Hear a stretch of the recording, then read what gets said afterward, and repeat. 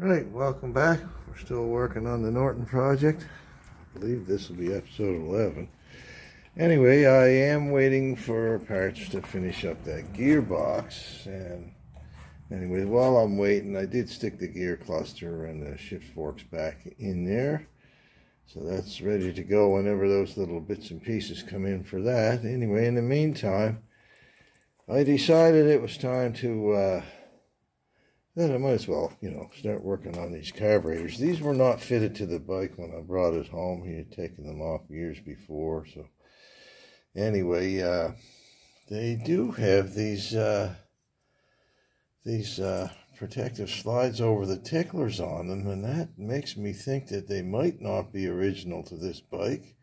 Maybe they are. I mean, they might have came out with those slides in the later part of '69, but on the earlier type ticklers, let me just show you over here on this old Triumph.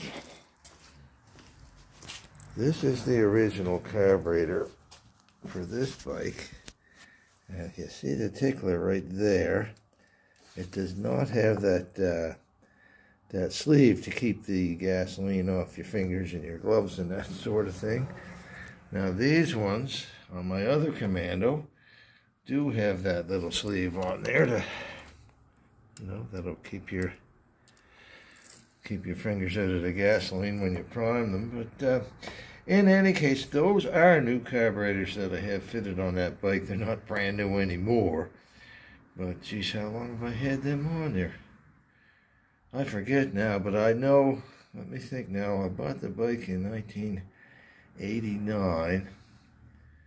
So it was probably 1998 when I bought those carburetors, and it was, it made all the difference in the world. I'm telling you, it was like someone stole the bike and put a new one in its place, with those new carburetors on them. I've been fiddling around with the old ones for about 9 years, and anyway, I knew what was wrong with them, and I had the appropriate drills and stuff to make the part I was missing. But anyway, I just said, it's been 9 years I've been messing with them old things. Let's just buy a new set. And it was worth every penny. Anyway, these ones here, other than being really dirty, they seem to be in pretty darn good shape. So I'm going to clean them up. I'll replace the old float needles with Viton tips and that sort of thing, but the jets look all right, especially in this, which is the left-hand carburetor. This right-hand one, though, is quite a bit dirtier for some reason or other. Like this one here, even the inside of the float bowl doesn't look too bad, but on the right-hand one, it's all full of gunge and dirt. Even the main jet is all full of yucky stuff, and the screen that was over it is just not even worth trying to salvage. I always take those off and get rid of them anyway. But anyway, like I said, this one for some reason or other is dirtier than that one. So anyway, I think the first thing I'll do is get those over in the Varsol and the parts washer, let them soak for a while, and see what'll come off of them then, and I'll just carry on from there. There, that's pretty clean. I let these soak for a couple of hours in the Varsol tank, the old parts washer over there.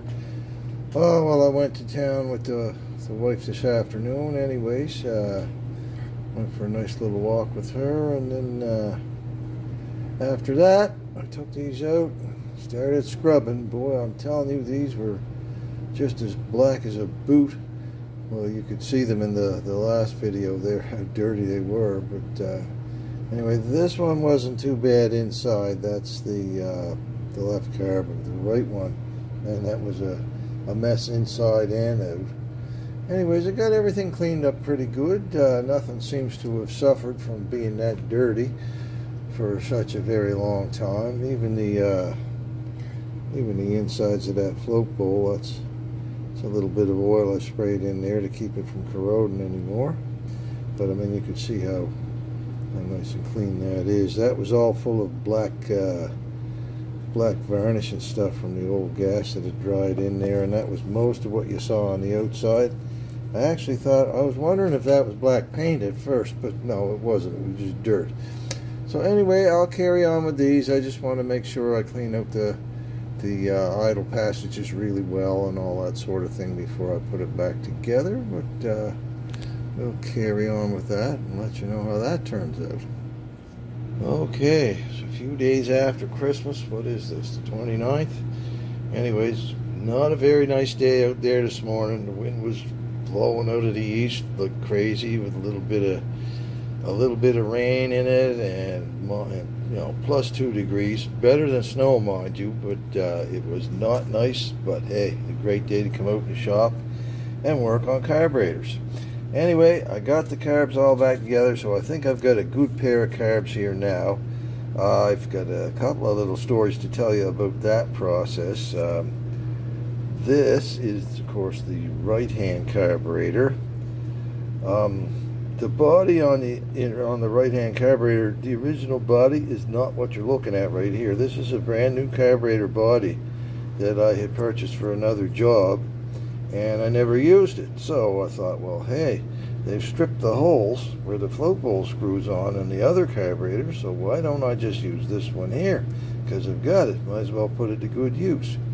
So anyway, that's what I did float bowl wise on this. You know, put it on the new body, you know, fit everything else in it the way it was supposed to be. But when I got to looking at the mixing chamber and the slides, I noticed that the left carb had a number 3 slide in it, and the right carb had been fitted with a number 4.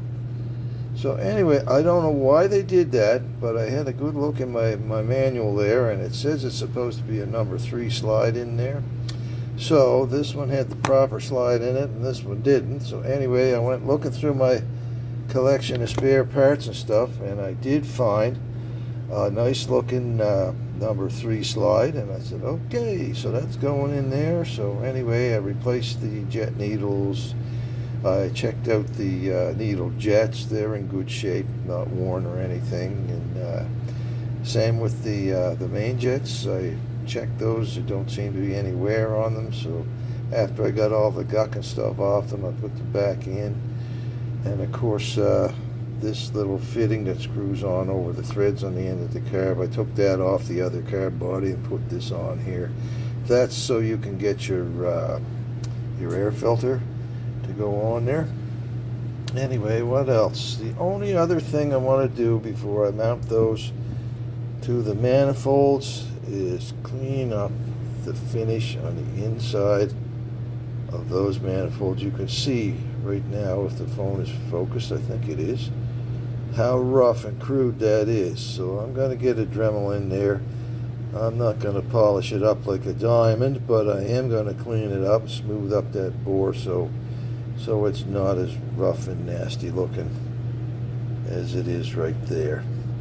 Anyway, so what will I do after this? Well, hopefully I'll get the parts in for the transmission, and I'll be able to finish that up.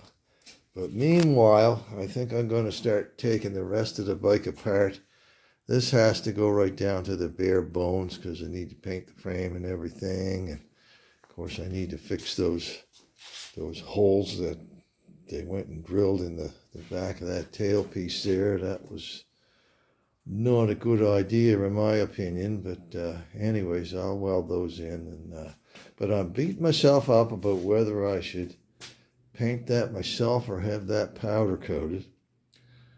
Of course, doing it myself would be a lot cheaper than powder coating it, but powder coating leaves such a nice tough finish on it. Anyway, I'll cross that bridge when I come to it. Meanwhile, I'll probably start taking the back end apart and that sort of thing, and the fender off and all that stuff. Get ready to get her down to the bare bones. Meanwhile, if you like this video, you could click like and share it if you want, or you could also subscribe. That would really help the channel if you did that, and it would also let you know when I've got other videos coming up. Pretty soon, I plan on getting that Royal Enfield in here and start working on that as well. That will be a good bike to fill in the spaces while I'm waiting for parts on this Norton and stuff. So anyway, thank you very much for watching. I'll keep you posted. Bye-bye.